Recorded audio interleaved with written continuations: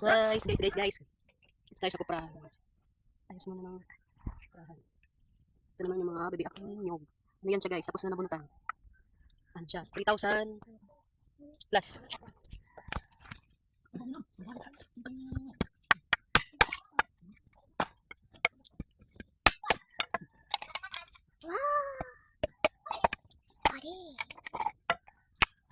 Yung ganda dito guys, pagkatapos magbunot.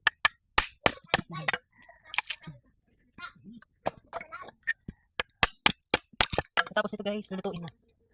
Pag naluto, bibenta.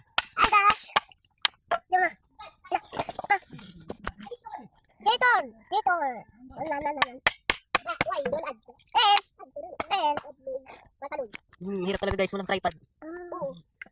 Hindi mo alam kung saan may pwesto siya.